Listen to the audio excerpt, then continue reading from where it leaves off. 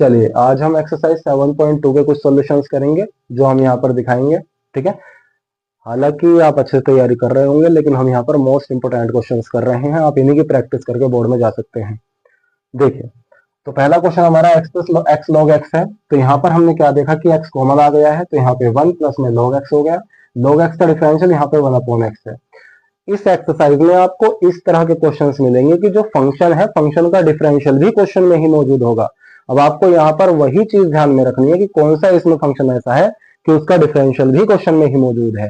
तो आपको यहाँ पर पहचानना उसे ही होता है।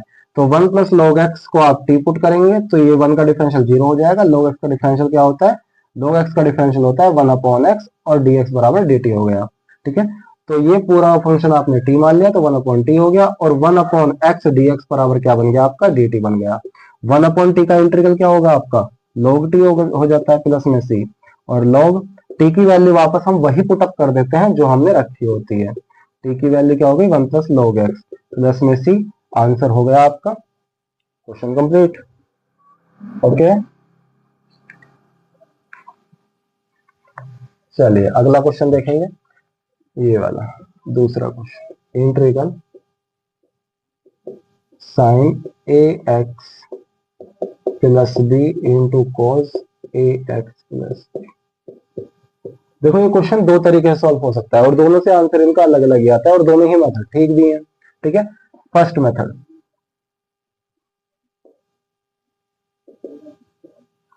फर्स्ट। तो आप यहां पर क्या कर सकते हैं? साइन ए एक्स प्लस बी कॉस ए x plus B into d x. तो यहां पर आप 2 से मल्टीप्लाई, 2 से डिवाइड कर सकते हैं। तो आप देखेंगे कि ये तो फॉर्मूला बन गया साइन 2x का, क्योंकि साइन 2x का फॉर्मूला क्या होता है? साइन 2x का फॉर्मूला आपका होता है 2 साइन x cos x। अगर आप कहें कि ये x है तो ये तो formula 2 sine x cos x का, तो साइन 2x का फॉर्मूला हो गया, तो साइन 2 और x की जगह क्या आ गया? ax प्लस b हो गया इंटू डी एक्स हो गया। ठीक है, तो 1/2, तो ये आपका क्या हो जाता है? साइन एक्स, साइन मल्टीप्लाई अंदर कर दीजिए 2ax प्लस 2b। ठीक है, अब आप जानते हैं कि भैया साइन एक्स का इंटीग्रल क्या होता है? साइन एक्स का इंटीग्रल होता है माइनस का कोस एक्स। ठीक है, तो साइन एक्स का इंटीग्रल क्या होता है? माइनस का कोस एक्स।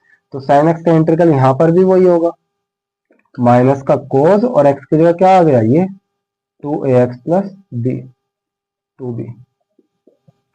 लेकिन हम ये भी तो जानते हैं कि अगर x की जगह कुछ और आता है तो उसका डिफरेंशियल अगेन में उसके नीचे दोबारा से हुआ करता है। ठीक है,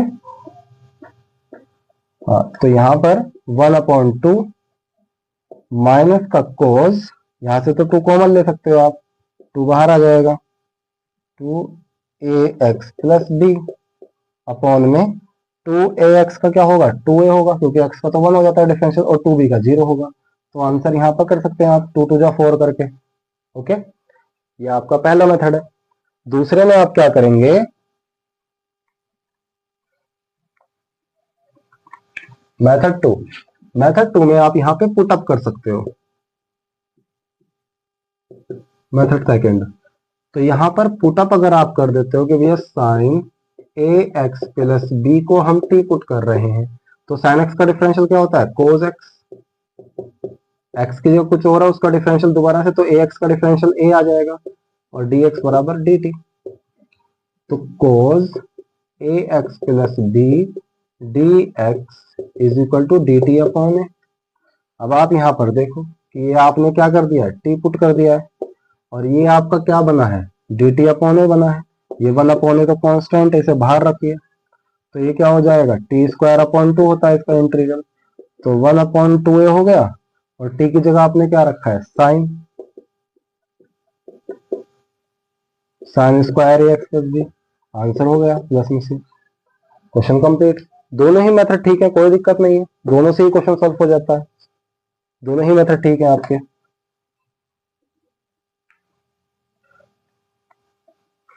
ठीक है, थर्ड क्वेश्चन में देखें जरा। अब हम थर्ड क्वेश्चन का सॉल्यूशन करेंगे, तो इन x under the root x plus 2 into d x. हमेशा 99% केस में वही वैल्यू पुट होती है जिसके ऊपर रूट होता है। 99% केस में वही वैल्यू पुट होती है जिसके ऊपर रूट होता है, हमेशा ध्यान रखिएगा। चलिए तो यहाँ पर x प्लस 2 को आप t पुट करेंगे तो x का डिफरेंशियल dx हो गया, 2 का 0 हो जाएगा और t का dt हो गया। तो यहाँ पर आप कहेंगे भैया ये तो आपने मान लिया है t, ये तो आपने t मान लिया है, तो ये तो रूट t बना, लेकिन ये तो फिर से x रह गया और dx को हम dt, dx की वैल्यू dt हो गई, तो ये तो फिर से x रह गया, लेकिन वेरिएबल तो सारे में x t की फॉर्म में होने चाहिए। तो यहाँ से x की वैल्यू आप निकाल लो, प्लस का 2 वहां जाके माइनस का 2, तो t माइनस 2 हो जाता है। ओके, तो यहाँ पर t की मल्टीप्लाई आप करेंगे, जब रूट t की इसमें करोगे तो t की पावर 3/2 माइनस का 2 रूट t, यानी कि 2 t की पावर 1/2। रूट का मतलब पावर 1/2 होती है, ठीक है। चलिए अब यहाँ पर x की पावर n का फॉर्मूला लग जाएगा, n प्लस 1/n+1 माइनस का 2 x की power n plus 1/n+1। Okay, तो इसका सॉल्यूशन करते हैं, यहाँ पे कर लेते हैं। तो t की पावर कितना हो गया, 5/2 माइनस 2 इंटू टी की पावर 3/2। ओके, चलिए तो ये ऊपर जाकर क्या हो गई, 2/5 टी की पावर 5/2 माइनस का 2 टू जा 4/3 और टी की पावर 3/2। टी की वैल्यू वापस पुटअप कर दो x प्लस 2, तो x प्लस 2 की पावर क्या हो गई, x प्लस 2 की पावर 5/2, ये 2/5 माइनस 4/3 x प्लस 2 की पावर 3/2 प्लस में सी। आंसर हो गया, क्वेश्चन कंप्लीट। ठीक है, चलिए आगे करेंगे नेक्स्ट क्वेश्चन। अब हम ये 4 क्वेश्चन का सॉल्यूशन देखते हैं। तो 1/x माइनस रूट एक्स, आपको क्या करना है इसमें भाई, यहाँ रूट है लेकिन यहाँ पर रूट नहीं है, आप क्या करोगे, रूट चढ़ाकर स्क्वायर कर देते हो, तो स्क्वायर कर दोगे तो 1/√x डिफरेंस कॉमन ले लिया जाएगा, यहाँ पे स्क्वायर में से एक बाहर तो एक अंदर रह गया, यहाँ पे 1 बचा। अब आप क्या करेंगे, नीचे वाले को कॉमन पुट कर दे यहाँ पे, तो √x minus 1 is equal to t हो गया 1/2√x dx बराबर dt। तो 1/√x dx is equal to 2 dt। Value को पुटअप करो यहाँ पे क्या है आपका इंटीग्रेशन, तो ये क्या बन गया आपका 1/√x dx बराबर क्या बन गया, 2 dt बन गया, 2 dt अपॉन में t, 2 तो कांस्टेंट है बाहर निकल गया, तो dt अपॉन t, तो 2 इंटू 1/t का क्या हो जाता है आपका log t हो जाता है, log t प्लस c, तो 2 log और t की वैल्यू क्या पुटअप हो गई यहाँ पे √x माइनस का 1 plus c। Answer, solution complete. ठीक है, नेक्स्ट सॉल्यूशन आगे देखते हैं। आगे क्वेश्चन है आपका x/x+4 है आपका 5 क्वेश्चन में, x/x+4 dx।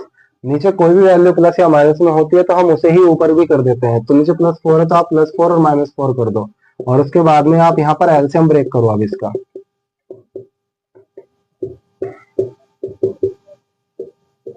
ठीक है, तो आप कहेंगे तो पूरा पूरा कैंसिल हो गया, तो 1 बचा, माइनस का 4 कांस्टेंट उसे बाहर ले लो, x+4 इंटू dx, तो 1 का इंटीग्रेशन x हो जाता है, ये 4 और ये 1/x का क्या हो जाएगा आपका log x+4 प्लस c।